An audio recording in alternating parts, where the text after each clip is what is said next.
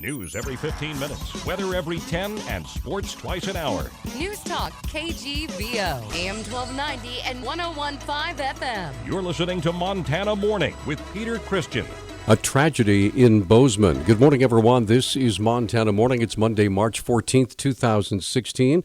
Right now, the sky is cloudy after lots of overnight rain. The roads bare and wet. It's 35 degrees in Missoula. Our newscast is sponsored by the Mustard Seed Asian Cafe, located in Southgate Mall. This morning's top story, the Gallatin County Sheriff's Office says a Gallatin County woman shot and killed her husband and their infant child before killing herself on Friday.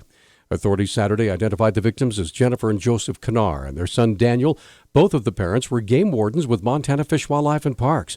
The Bozeman Daily Chronicle reports the gun used was Jennifer Kanar's duty weapon. Sheriff Brian Gutkin said investigators may never know the reason for the shootings. Deputies discovered the bodies when they went to a home Friday after someone called 911 and hung up. Scientists are evaluating the environmental impact of nearly 30 million gallons of treated wastewater that spilled into the Gallatin River, posing no threat to human health. The Bozeman Daily Chronicle reports Department of Environmental Quality engineers found evidence the spill was caused by ice that built up and dislodged a pipe. Water flowed downhill, muddying the river the weekend of March 5th. The spill came from a pond used to water the Yellowstone Club golf course.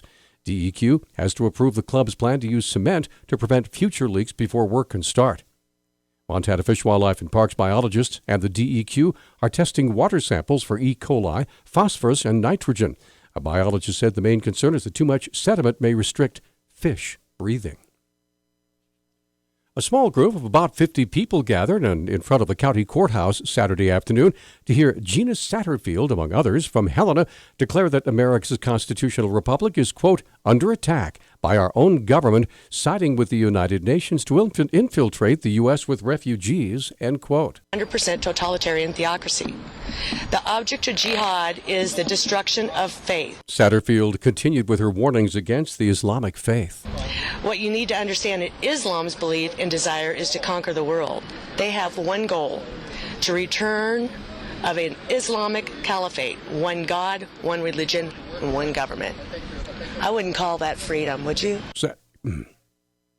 Saturday's gathering was in response to a rally that occurred in downtown Missoula March 1st, in which nearly 1,000 people marched down both sides of Higgins to Karas Park to support immigration. Medical marijuana advocates are asking the Montana Supreme Court to delay implementing a ruling last month that would severely limit distribution of the drug. The court's February decision upholds a 2011 state law requiring marijuana providers to sell no more than 3 registered users each. The ruling means that most large dispensaries will have to shut down. A petition for rehearing was filed Friday, the deadline before the ruling was to take effect. It requests a transition period through the end of the next legislative session, which would be April of 2017. The petition also asks the court to consider lifting the 3-patient limit. Last Wednesday, Missoula authorities were notified that a rape suspect, 29-year-old Jordan Barr, was being held in Minnesota. County Attorney Kirsten Pabst on Talkback explained how law enforcement worked to find the suspect. He was charged here very recently with sexual intercourse without consent, and the judge set his bail at $50,000. And so what that does is it alerts law enforcement in the states that are selected by us to be on the lookout for him if they find him, to arrest him. Pabst said Barr was actually found because of the work of a discerning employer. It's interesting how he got caught. He had asked his boss in Minnesota where he worked. He was on campus there and asked for some time off and wouldn't explain to her why he wanted this extended time off, and kind of raised some red flags for her. She went and Googled him and found out that he had the warrant for him and turned him in. And so then he was placed in custody there, which starts the extradition process. If Barr chooses to waive extradition, which is what typically happens, someone in Montana will drive over to Minnesota and transport him back here. The Montana Supreme Court plans to decide whether to take up an appeal by State Representative Art Whittick before his campaign finance trial is scheduled to begin later this month. The Bozeman Republican faces a civil complaint accusing him of coordinating with and accepting unreported contributions from a nonprofit organization affiliated with the National Right to Work Committee called Western Tradition Partnership. Whittick has denied any wrongdoing. He failed to convince a district judge to throw the case out. He appealed to the Supreme Court Thursday, saying Commissioner of Political Practices Jonathan Modell lacks the authority to bring the case against him. A Missoula woman, 41-year-old Laura Barthrop, appeared in Justice Court on Friday, charged with burglary, sexual assault, and unauthorized use of a motor vehicle. Deputy Missoula County Attorney Brittany Santorno outlined the charges. This is a 41-year-old defendant that's charged with burglary and misdemeanor sexual assault for barging into Domino's Pizza, where she had formerly trespassed, as well as from 2 other adjacent businesses a day or 2 earlier, and grabbing and kissing one of the adult employees, grabbing their crotch, and suggesting a sexual act. Santorno went on to list Barthrop's criminal history and asking Judge Anderson to set bail. She did have 2 outstanding warrants for criminal contempt, failure to register for GPS with bonds of $5,000 each. Our bail recommendation would be for $10,000, given that she has the 2 local outstanding warrants, suggest a disinclination to follow orders of the court.